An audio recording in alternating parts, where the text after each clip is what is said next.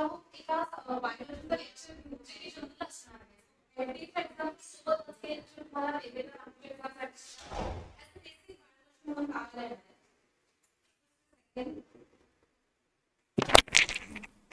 May be तुम्हाला आवाज येत नसेल माझा.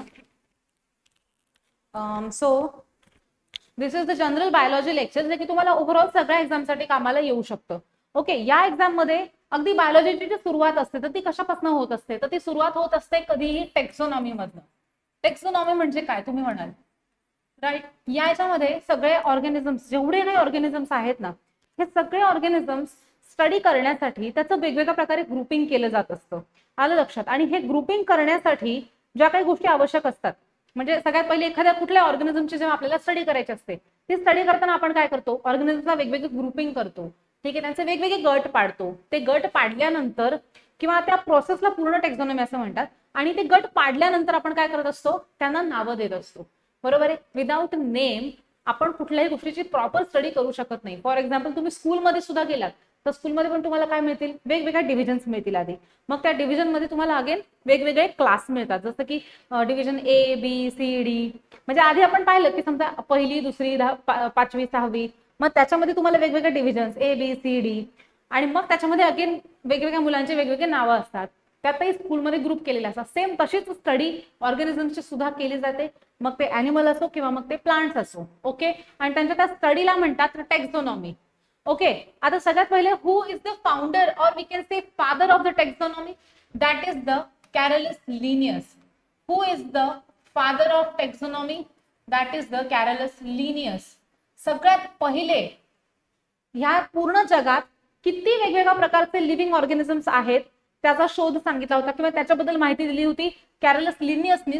त्यांनी सांगितलं होतं की ह्या जगात दोन प्रकारचे अॅनिमल्स आहेत, एक असतो प्लांट्स आणि एक असतो अॅनिमल्स. बरोबर, त्यांनी असं सांगितलेलं होतं की ह्या दोनच प्रकारचे अॅनिमल्स एक्झिस्ट करतात. पण नंतर हळूहळू हळूहळू रिसर्च करण्यात आले. मग त्यामध्ये काही सायंटिस्टने ह्याच्यामध्ये मग 3 किंगडम काढली. ही काढलेली होती 2 किंगडमची, 3 किंगडमची आली, मग त्याच्यानंतर 4 किंगडमची आली, आणि आता नंतर सगळीकडे वेल एक्सेप्टेड जी आहे ती आहे 5 kingdom classification system. So this nomenclature or we can say taxonomy is the part of classification. हा काय आहे total, it is the total part of classification of organisms. Organisms मध्ये सगळे येतात, अॅनिमल्स येतात, प्लांट सुद्धा येतात. आता हे बायोनॉमियल नॉमेनक्लेचर काय असतं, तर म्हणजे कुठल्याही ऑर्गॅनिझमला जेव्हा आपल्याला नाव द्यायचं असतं तर ते नाव आपण कसं देणार, तर सिंगल नेम नाही देणार. त्याच्यामध्ये आपण किती नावं टाकणार आहेत, 2 नावं टाकणार आहेत. अशी जी सिस्टीम असते तिला म्हणतात बायोनॉमियल नॉमेनक्लेचर सिस्टीम. कुणी काढलेली होती, या कॅरलस लिनियसने. आता हे एक लक्षात ठेवण्यासाठी एक लिंक म्हणून सांगते. हा जो कॅरलस लिनियस आहे इट इज इमॅजिनरी, फक्त लक्षात ठेवण्यासाठी आहे. हा जो कॅरलस लिनियस आहे याचा फेवरेट नंबर होता 2. ठीक आहे, का बरं फेवरेट नंबर 2 होता, कारण की ह्यानी जी क्लासिफिकेशन सिस्टीम सगळ्यात पहिले शोधून काढलेली होती ती पण काढली होती कितीची, 2ची. बरोबर, याच्यामध्ये त्याने सिस्टीम काय काढली होती की 2, की ह्या जगामध्ये 2 प्रकारचे ऑर्गॅनिझम्स आहेत, अॅनिमल्स आहेत आणि प्लांट्स आहेत. हे पण झालं 2च. आणि दुसरं त्यांनी ही सिस्टीम काढली बायोनॉमियल, म्हणजे कोणती, किती नॉमियल्स, 2 नेम्स असलेली सिस्टीम त्यांनी काढली होती नॉमेनक्लेचरची. म्हणजे कुठल्याही ऑर्गॅनिझम, आणि नॉमेनक्लेचरचा अर्थ सगळ्यात महत्वाचं बारसं, ऑर्गॅनिझम्सचं बारसं करणं सगळ्यात पहिले, त्याला म्हणतात नॉमेनक्लेचर. ठीक आहे, पण बारसं करताना आपण जसं एकच नाव ठेवतो घरामध्ये, तसं ह्याच्यामध्ये कुठल्या ऑर्गॅनिझमला नाव ठेवताना 2 नावं असतात, सायंटिफिक नेम्स. ओके, बरं आता ह्याचे रूल्स काय असतात, की ह्या सिस्टीम मध्ये नाव ठेवताना काही रूल्स फॉलो केले जातात. किंवा तुम्ही म्हणाल की ते 2 नावं नेमके कोणते असतात, तर त्या 2 नावामध्ये एक असतं त्याच्या जीनसचं नाव आणि एक असतं त्या स्पीशीजचं नाव मेन. ह्या 2 गोष्टी आपण नावामध्ये मेन्शन करत असतो. ज्या बायोनॉमियल नॉमेनक्लेचर सिस्टीम जर कधी पण त्याच्यावरती प्रश्न आला तर this is most important thing, that is याच्यामध्ये जीनस आणि स्पीशीजचं नाव असतं. बरं कसे रूल्स आहेत, कसं नाव त्याचं ठेवलं जातं, कसं नाव त्याचं लिहिलं जातं, तर the name of the genus always begins with a capital letter. म्हणजे कुठलंही नाव जर असेल त्याचं जीनसचं नाव जे असणार आहे ना, तर ते आधी कशामध्ये केलं जातं, जसं की ह्याच्यामध्ये मी आता लिहिलं, पी हे काय असलं पाहिजे, कॅपिटल असलं पाहिजे. आणि नंतर स्पीशीजचं जे नाव असणार आहे ते टोटल कशामध्ये असेल तुमचं स्मॉल लेटर्स मध्ये असतील. स्पीशीजचं पूर्ण नाव हे कशामध्ये येणार स्मॉल लेटर्स मध्ये. जसं आणि पुन्हा इटॅलिक मध्ये याचा जो फॉन्ट असेल तर तो पण कसा असला पाहिजे तर इटॅलिक असला पाहिजे. बरोबर. बरं आता तुम्ही जर का कम्प्युटरमध्ये टाईप करताय तर तुम्ही इटॅलिक फॉन्ट मध्ये करू शकता, पण जर का तुम्ही लिहिता एखादी गोष्ट कुठली पण तर तुम्ही ती काय केली पाहिजे अंडरलाईन केली पाहिजे. The names of the species and genus काय केलं पाहिजे अंडरलाईन केलं पाहिजे. तर हे असे काही याचे किती रूल्स आहेत समजा 3च रूल्स आहेत, कारण की हा रूल तर आपण एकत्रच करून टाकूयात ना डिरेक्टली, की पहिलं लेटर कसं पाहिजे जीनसचं कॅपिटल पाहिजे आणि बाकी सगळं काही कसं पाहिजे स्मॉल पाहिजे. हा झाला तुमचा एक रूल. ठीक आहे. त्यानंतर दुसरा रूल हा असेल तुमचा की इटॅलिक मध्ये पाहिजे जर का ते तुम्ही याच्यावरती करतायत तर, आणि दुसरं जर हँड रिटन असेल तर ते कसं असलं पाहिजे अंडरलाईन असलं पाहिजे. ओके. उसके बाद few examples of organisms written in this system. बघा आता कसं लिहिलं जातं हे याच्यामध्ये. हे बघा आता होमो सॅपियन्स, आता हा ऍक्च्युली इटॅलिक मध्ये नाहीये but this should be in the italic. This is the homo, this is the Sapiens. अशा पद्धतीने हे इटॅलिक मध्ये हा फॉन्ट आला पाहिजे. Homo sapiens is the scientific name of the human beings, म्हणजे आपलं नाव आहे हे होमो सेपियन आपण आहोत. त्यानंतर आहे तुमचं Helianthus annuus, this is the sunflower plant. Panthera tigris म्हणजे टायगर. मॅग्निफेरा इंडिका म्हणजे mango plant. Canis lupus familiaris म्हणजे डॉग. असे वेगवेगळे नाव आहेत ते तुमच्या लक्षात राहायला पाहिजे. आता सगळ्यात महत्त्वाची गोष्ट, जेव्हा आपण आता कुठल्याही प्रकारचं टेक्झॉनॉमी शिकतो किंवा आपण जेव्हा क्लासिफिकेशन करत असतो तर सगळ्या ऑर्गॅनिझमचं क्लासिफिकेशन हे ह्या बेसिसवरती केलं जातं. इथे तुम्ही बघू शकता हे डोमेन म्हणजे हा kind of a cells which are prokaryotic or which are the यूकॅरियोटिक. सगळ्यात आता हे इतकं फारसं महत्त्वाचं नसतं but this is the important thing, that is the kingdom. 5 kingdom आपण एक्सेप्ट केलेले आहे. RH विटाकारने दिलेली ही 5 किंगडमची सिस्टीम आहे, ती आपण सध्या काय केलेली आहे वेल एक्सेप्टेड आहे ती पूर्ण वर्ल्ड वाईड. मग त्या सिस्टीम मध्ये आपण जसं की मागेच बघितलेलं होतं याच्यामध्ये सगळ्यात पहिला जो येतो तर तो येतो किंगडम मोनेरा. दुसरा येतो किंगडम प्रोटिस्टा. तिसरा येतो ह्याच्यामध्ये किंगडम फंगी. नंतर येतो तुमचा प्लांटी आणि नंतर येतो तुमचा ॲनिमलिया. म्हणजे अशा पद्धतीने फक्त काय केलेलं आहे डिव्हिजन केलेलं आहे. These are the 5 kingdoms. या 5 किंगडम नुसार काय आहे टोटल क्लासिफिकेशन आहे. मग आधी काय येणार ह्याच्यामध्ये किंगडम येणार, 5 किंगडम ह्याच्यामध्ये येणार. बरोबर. मग त्याच्यानंतर प्रत्येक किंगडम मध्ये समजा तुम्ही जर बघितलं तर ह्याच्यामध्ये ॲनिमल मध्ये तुम्हाला जनरली हे फायलम बघायला मिळतात, आणि जर का तो इथे जर प्लांट असेल तर प्लांटीमध्ये तुम्हाला वेगवेगळे डिव्हिजन्स वगैरे बघायला मिळतात. असं डिफरंट डिवायडेशन आहे याच्यामध्ये. ठीक आहे. मग समजा फायलमच्या नंतर इथे काय येणार क्लासेस येणार, क्लास येणार. क्लासच्या नंतर इथे तुम्हाला ऑर्डर्स बघायला मिळतील. ऑर्डर नंतर तुम्हाला फॅमिली, फॅमिली नंतर जीनस आणि नंतर काय आता सगळ्या शेवटी स्पीशीज. तर हे जे दोन आहेत ना जीनस आणि species, these are the important one. आधी काय येणार जीनस आणि नंतर काय येणार तर स्पीशीज. हे असे नावं आपल्याला बायनॉमियल नॉमेनक्लेचर मध्ये लिहावे लागतात, आणि हा जो त्याचा क्रम आहे हा फार इम्पॉर्टंट आहे. जसं जसं आपण खाली खाली येत जातो ना तसं तसं ॲनिमल्सची जी काही आपण म्हणतो ना नंबरिंग तर तो तसा कमी होतो. ठीक आहे. किंवा आपण म्हणू शकतो की हायरार्की त्याची अशी आहे. ठीक आहे. त्याच्यानंतर अगेन इथे तेच दिलेलं आहे स्पीशीज ही सगळ्यात वरती.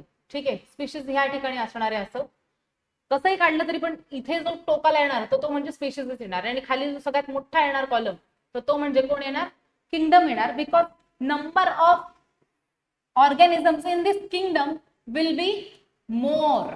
ओके. आणि जसं जसं तुम्ही इथे जाल तर number of organisms in this specific species will be less. आलं लक्षात. म्हणजे आपण असं जाणार आहोत उलट. ठीक आहे. मग नंतर what is the species. Species म्हणजे काय असतो की these are the group of organisms that consist of similar individuals capable of interbreeding or exchanging genes among themselves. म्हणजे जर आपण बघितलं तर एका स्पीशीज मध्ये समजा आता डॉग्स आहेत, समजा डॉग्स आहेत. डॉग्स मध्ये डॉगची जी पर्टिक्युलर स्पीशीज असते तर ते एकमेकांशी ब्रीड करू शकतात, म्हणून तर आपल्याला वेगवेगळ्या ब्रीड्स मिळतात ना हायब्रिड्स वगैरे. हो की नाही. म्हणजे त्यांचे स्पीशीज काय असणार आहे डॉग्सची सेम असणार आहे. बरोबर. मग ही काय असणार आहे ही स्पीशीज आहे ज्याच्यामध्ये ते इंटरब्रीड करू शकतात. तिला काय म्हटलं जातं स्पीशीज असं म्हटलं जातं. एका जीनस मधून दुसऱ्या जीनस मध्ये ब्रीडिंग करणं इंटरब्रीडिंग करणं खूप अवघड असतं. म्हणून तर ते एका स्पीशीज मध्ये मोडत नाहीत. आलं लक्षात?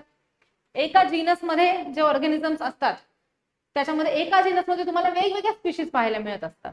आलं लक्षात? सो दिस वन की स्पीशीज काय असतं हे तुम्हाला सगळ्यांना समजलं असेल. Species for example human beings.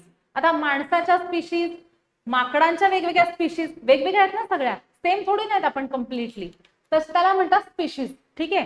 त्यानंतर जीनस पूर्ण, आता समजा माकडांसारख्या स्पीशीज ज्याच्यामध्ये असतील तर ते काय असेल, एक जीनस असेल. A taxonomic category in the classification composed of a species that have been classified together based on common features. म्हणजे ही एक स्पीशीज समजा डॉगच्या सारखीच अजून एक असणारी स्पीशीज, नॉट एक्झॅक्टली बट त्याच्या सारखी स्पीशीज, हे दोघं मिळून काय फॉर्म करतात, एक जीनस फॉर्म करू शकतात. ओके. कारण की ते काही शेअरिंग सिमिलॅरिटीज असतात, त्यांच्यामध्ये काही स्पेसिफिक कॅरेक्टर्स ते काय करत असतात, एकमेकांशी शेअर करत असतात. म्हणून ते दोघं जण कशात असतात, एका जीनस मध्ये असतात. पण ते इतके शेअर नसतात करत की ते एका स्पीशीज मध्ये मोडल्या जातील. म्हणून तर 2-2 स्पीशीज झाल्या ना एका जीनस मध्ये. मग नंतर ह्या जीनसच्या आधी कोण येत असतं, फॅमिली येत असते. म्हणजे एका फॅमिलीमध्ये थोडेफार काही फ्यू सिमिलॅरिटीज असलेल्या काही ऑर्गॅनिझम्स असतील, त्यांना काय केलेलं असतं, as a family, as a genus मध्ये टाकलेलं असतं. म्हणजे आपण जर असं म्हटलं की एका फॅमिली मधले 2 वेगवेगळे जीनस आहेत, ते का बरं आहेत एका फॅमिलीमध्ये, कारण की फ्यू सिमिलॅरिटीज ते काय करतात, एकमेकांशी शेअर करत असतात.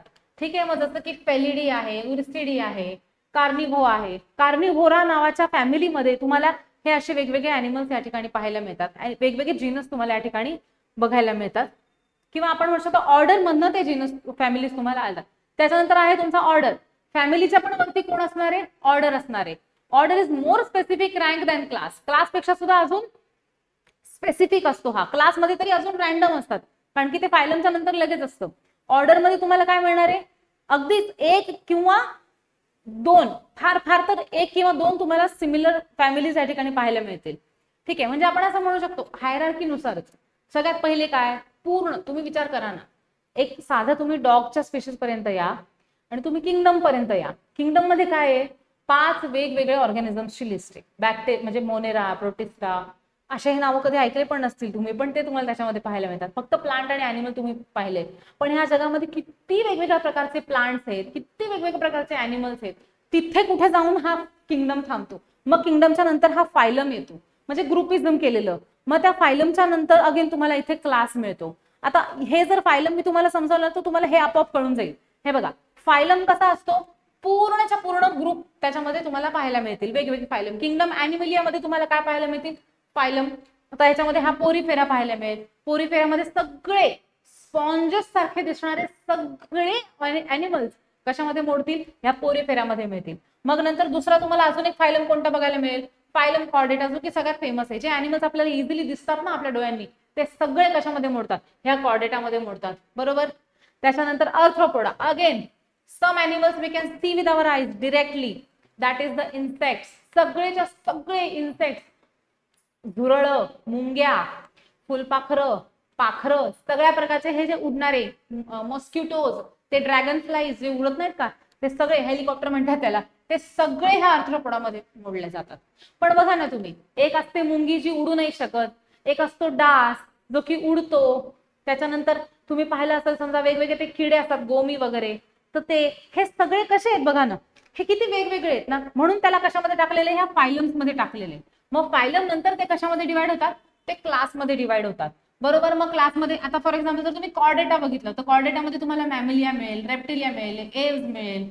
बरोबर. हे असे मिळतील तुम्हाला. मग ह्याच्यामध्ये मॅमल्स मध्ये सगळे 4 पायाचे जेवढे ऑर्गॅनिझम्स आहेत, सस्तन प्राणी, ते सगळे येतील. ह्याच्यामध्ये सगळे सरपटणारे आहेत, साप, पाल, सॅलमँडर, ह्याच्यामध्ये सगळे उडणारे आहेत. बरोबर.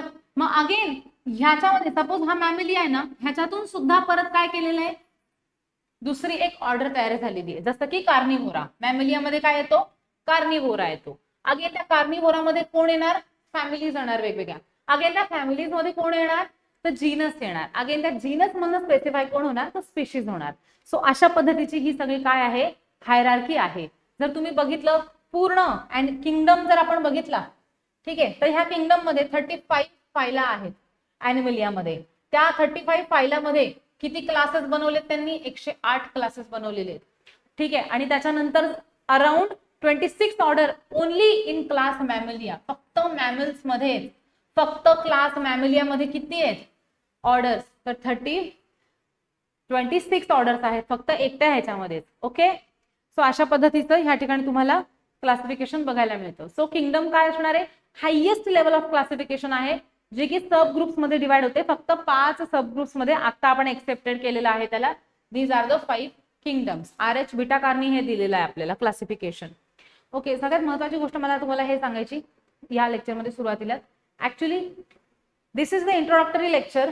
We have already started biology now, but आजच्या ह्याच्यामध्ये मी फार कमी वेळ तुम्हाला गोष्टी सगळ्या एक्सप्लेन करणार आहे, जितक्या होतील तितक्या. पण अगेन नेक्स्ट आपण प्रॉपर 1 आवरची सिरीज असेल, ज्याच्यामध्ये तुम्हाला जनरल बायोलॉजी तुमचं क्लिअर होऊ शकतं. ठीक आहे, आता किंगडम सगळ्यात पहिला जो असणार आहे मोनेरा. तर हा मोनेरामध्ये कोण येतं, तर सगळे जवळपास जेवढे कुठले बॅक्टेरिया आहेत ना, ते सगळे बॅक्टेरिया कशामध्ये मोडले जातात, तर किंगडम मोनेरामध्ये. म्हणजे आपण म्हणून ना 5 वेगवेगळ्या ऑर्गॅनिझमचं क्लासिफिकेशन केलेलं आहे. तर जो पहिला ग्रुप असणार आहे, तर त्या ग्रुपमध्ये कोणते अॅनिमल्स टाकलेले आहेत, तर त्याच्यामध्ये ते अॅनिमल्स टाकलेले आहेत जे आपल्याला अजिबात दिसतच नाहीत. म्हणजेच कोण, तर बॅक्टेरिया. या जगात जितके कुठले बॅक्टेरिया आहेत वेगवेगळे, ते सगळे बॅक्टेरिया कुठल्या ग्रुपमध्ये आहेत, किंगडम मोनेरामध्ये आहे. हे सगळ्यात जास्त प्रिमिटिव्ह आहेत, सगळ्यात जुने, इव्होल्युशनच्या सुद्धा आधीपासून असलेले आहेत. म्हणजे जसं जसं पृथ्वीची उत्पत्ती झाली त्याच्यानंतर जे काही अॅनिमल्स तयार होत गेले ना, तर त्याच्यामध्ये सगळ्यात पहिले नंबर यांनी लावलेला होता. So that they are the primitive. ठीक आहे, महत्वाचा पॉइंट अगेन, हा कसा आहे, प्रोकॅरियोट.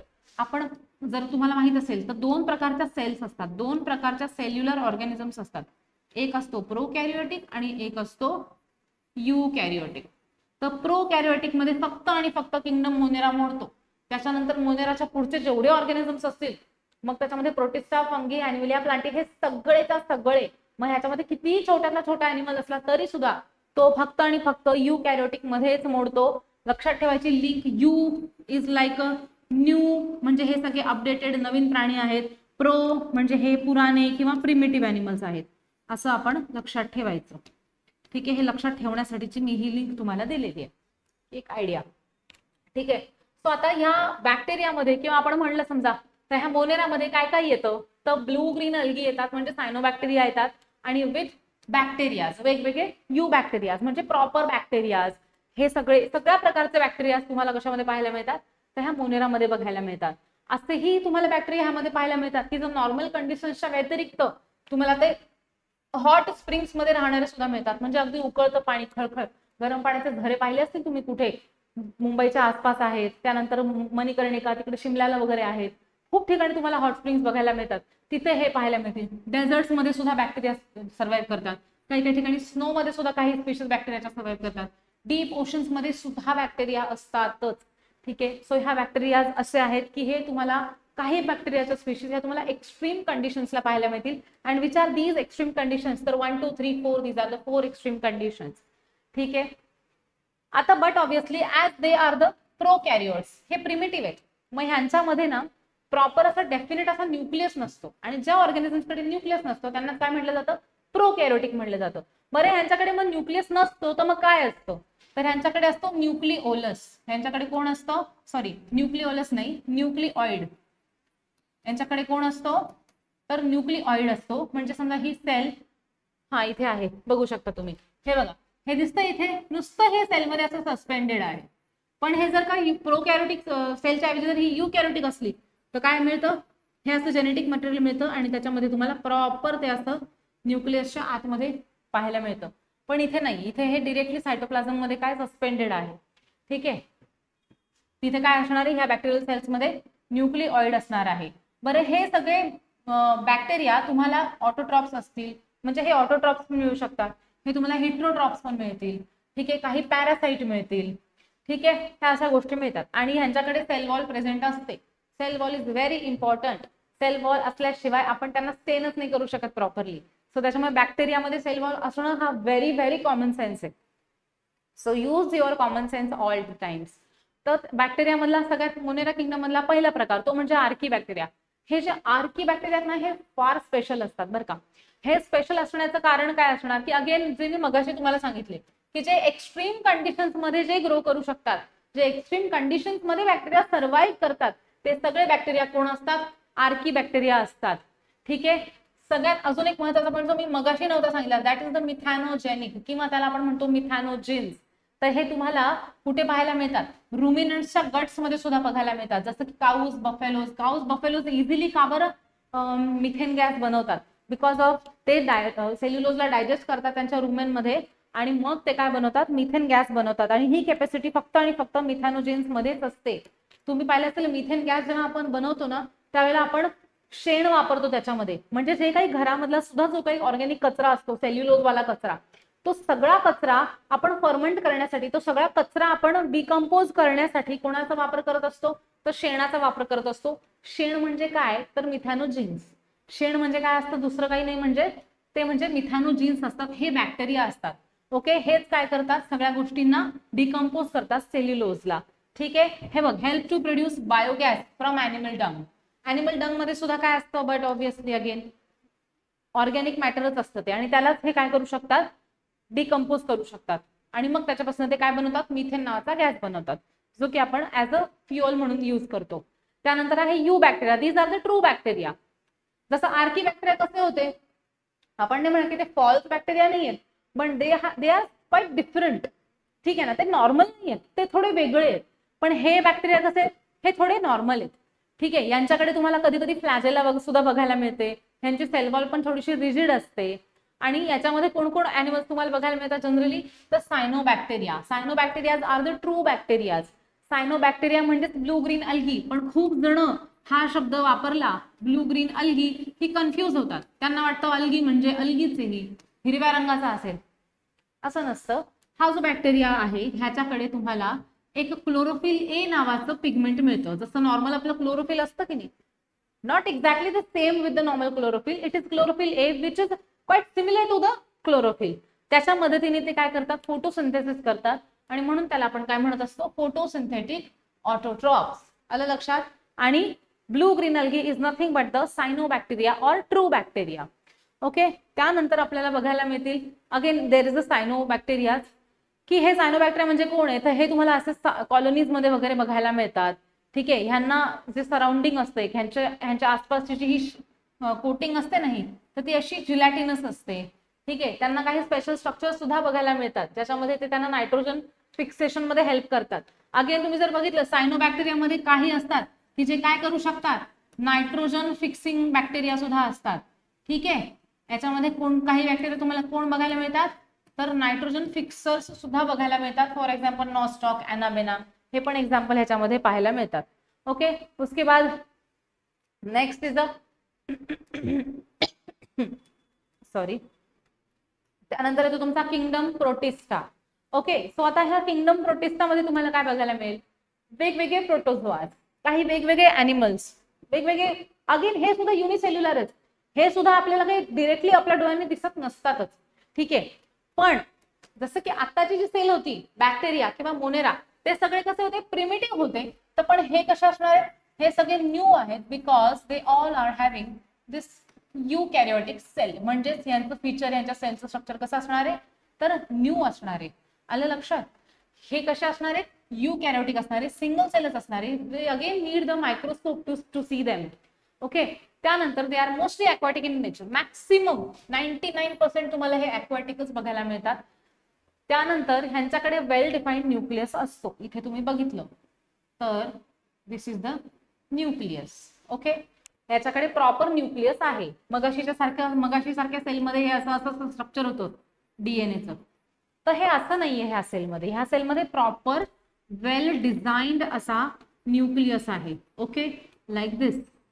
ओके. सो त्यानंतर तुम्हाला ह्या प्रोटिस्टामध्ये तुम्हाला वेगवेगळ्या सिलिया, जसं की तुम्ही समजा पॅरामेशियम बघितला, तर पॅरामेशियम मध्ये तुम्हाला हे असं त्याच्या बॉडीवरती टोटल बॉडीवरती हेअर लाईक स्ट्रक्चर बघायला मिळतं, and that is the cilia.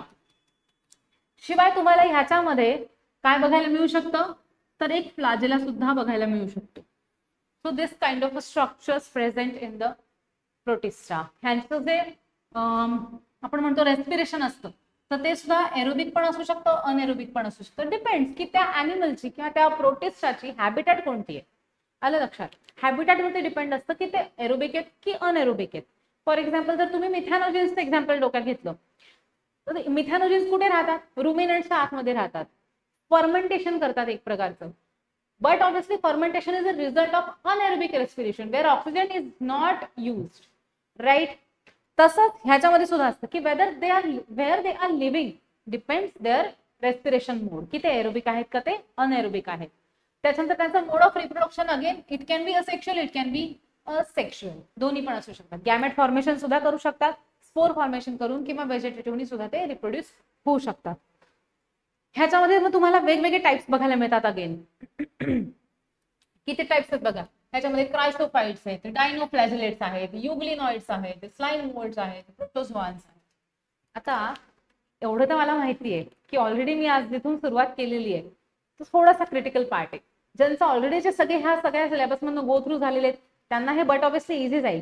But जे ह्याच्यामध्ये आता पहिल्यांदा बघतायत त्यांना हे नक्कीच थोडंसं अवघड जात असणार आहे. सो त्याच्यामुळे तुम्ही हे रिपीट बघू शकता अगेन. सो तुम्हाला जे काही डाऊट्स असतील ते इथे क्लिअर होतील. पण मी एवढं सगळं एकसाथ नाही घेणार आहे, हे मी अगदी थोडंसंच घेणार आहे. 2-3च पार्ट घेऊन आपण लेक्चर थांबूयात आज, कारण की अगेन कन्फ्युजन नको व्हायला. सो त्यामुळे ठीक आहे. आणि नंतर जेव्हा आपण परत नेक्स्ट लेक्चरला सुरुवात करू ना तर त्यावेळेला आपण अगेन इथनच करूयात, प्रोटिस्टापासूनच करूयात परत, ठीक आहे.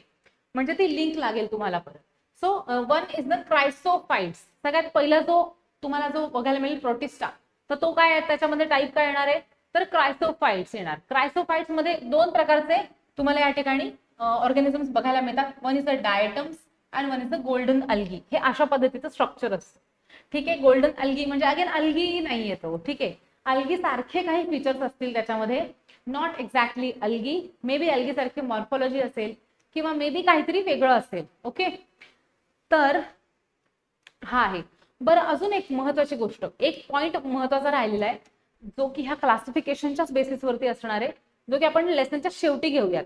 की तुम्हाला असा प्रश्न मे बी पडला असेल किंवा पडू शकतो की काय गरज होती बरं ह्या मोनेराला वेगळं करण्याची, ह्या प्रोटिस्टाला वेगळं करण्याची, परत त्या फंगीला वेगळं करण्याची, परत त्या प्लांटला, ऍनिमलला. बरोबर ना, त्या कॅरल्स लिनेसने सांगितलेलं होतं की ऍनिमल आणि प्लांट दोनच प्रकारचे असतात, एवढं का स्टडी करायला दिले. तर ते स्टडी करण्यासाठी ना, हे स्टडी कशाच्या बेसिसवरती केलेली आहे तर वेगवेगळ्या टाइप्सवरती केलेली आहे. म्हणजे कशावरून बघा की त्यांच्यामध्ये, म्हणजे समजा आपण मोनेराचं बघितलं तर असे ऍनिमल्स त्यांनी बाजूला काढले 5 ते 6 त्याचे असे आपण पॅरामीटर सारखं म्हणू शकतो त्याला, की सेल टाईप बघितला, मोड ऑफ न्यूट्रिशन बघितलं, न्यूक्लियस आहे का नाही ते बघितलं. अशा वेगवेगळ्या त्यांनी प्रोटोकॉल ठेवलेले आहेत आणि त्याच्यानुसार हे जे 5 किंगडमचं जे ग्रुपिंग आहे ना ते केलेलं आहे. म्हणजे तुम्ही म्हणाल की there must be something similarity between these two, की प्रोटिस्टा आणि बॅक्टेरियामध्ये काय सिमिलॅरिटी आहे ना, ते युनिसेल्युलर ही सिमिलॅरिटी. पण डिससिमिलॅरिटी कुठली आहे, म्हणजे वेगळं का काढलेलं आहे तर युकॅरियोटिक आणि प्रोकॅरियोटिक असल्यामुळे. बरोबर. मग आपण जसं पुढे गेलो, समजा की आपण समजा कुठे गेलो, प्रोटिस्टा फंगी, मग प्रोटिस्टा फंगी सगळेच पुढे युकॅरियोटिकच आहेत, मग त्यांना वेगळं का केलेलं आहे तर त्यांची जी सेल वॉल आहे ना त्या सेल वॉलचं स्ट्रक्चर वेगळं आहे. म्हणजे जर तुम्ही प्रोटिस्टा मधली जर का सेल वॉल बघितली तर प्रोटिस्टाच्या सेल वॉल मधलं जे कंटेंट आहे ते वेगळं आहे, फंगीच्या आतमधलं जे कंटेंट आहे ते वेगळं आहे, ऍनिमल मधलं वेगळं, प्लांट मधलं वेगळं. आलं लक्षात. सो अशा एकेका वेगवेगळ्या पॉइंट वरनं काय केलेलं आहे आपण त्याला डिव्हाइड केलेलं आहे. सो तो पण आपण चार्ट एकदा शिकून घेऊ. मे बी नेक्स्ट लेक्चरमध्येच मी तुम्हाला सुरुवातीला तो चार्ट वाटलं तर एक्सप्लेन करते, जेणेकरून आपल्याला पुढे समजायला काय होईल, इझी होऊन जाईल. बेस माहित असणं खूप आवश्यक आहे. And these are nothing but the basic lectures, की जे तुम्हाला सगळ्याच एक्झाम्स मध्ये कामाला येतील. हे लेक्चर्स गो थ्रू केल्यानंतर तुम्ही कुठल्याही पुस्तकांमधून कसंही जरी अभ्यास केला किंवा पुढचे हायर लेक्चर्स आपल्या ऍप मधले जरी तुम्ही अटेंड केले तर तुम्हाला ते काय होतील, सोपे जातील. त्यासाठीच हे बेसिक लेक्चर्स इथे सुरू आहे. सो आपण इथपर्यंत घेऊत आणि आजच्या लेक्चर्स मध्ये इथे आपण संपवू. अगेन नेक्स्ट लेक्चरला मी तुम्हाला तो चार्ट समजून सांगेन. आणि after that chart there are these types of the protozoas इथे आपण सगळे मेन्शन केलेले, ते सगळे आपण काय करणार आहोत नंतर एक एक घेणार आहोत आणि up to the animal kingdom पर्यंत आपण ते सगळे घेऊयात. ठीक आहे. सो ह्याच्यामध्ये तुम्हाला हे जे सगळे प्रोटिस्ट आहेत तर हे फ्रेश किंवा मरीन वॉटरमध्ये कुठेही बघायला मिळतात आणि ते मोस्टली तुम्हाला फोटोसिंथेटिकच बघायला मिळतात. मोस्टली प्रोटोझोआ किंवा chrysophytes, specifically chrysophytes. I am talking specifically about the protistas which are the क्रायसोफाइट्स.